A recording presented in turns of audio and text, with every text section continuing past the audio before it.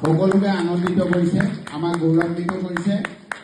আৰু আমি আটাইতকৈ ভাল লাগিলে তেওঁ এটা কথা, তেওঁ মাকৰ হাতে বেনাৰখন পিন্ধাৰ এটা হেঁপাহ, এই মাতৃ স্নেহ, পুত্ৰ স্নেহ, মাতৃৰ পুত্ৰৰ প্ৰতি থকা এইটোৱে আমাক সকলোকে ভৱিষ্যত দিনতো আমি যিমানেই যলৈকে নাযাওঁ, আমাৰ যিটো নিজৰ আত্মীয়তা, মৰম চেনেহ, এই কথাবোৰে আমাক সদায় আগুৰি ধৰি ৰাখিব।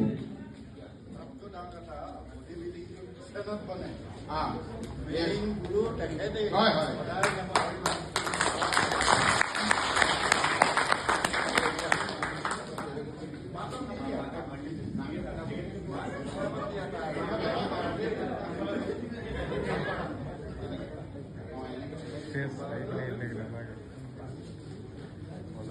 ভাল লাগিছে দেই, ধুনীয়া মুমেণ্ট দেই।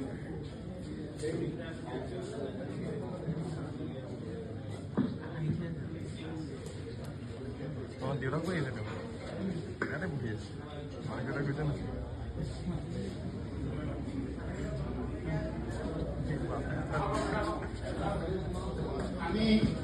আমি শিৱ গগৈ মাতৃও ইয়াত আছে বুলি গম পাইছোঁ, তেওঁকো আমি মঞ্চলৈ আমন্ত্ৰণ জনাইছোঁ।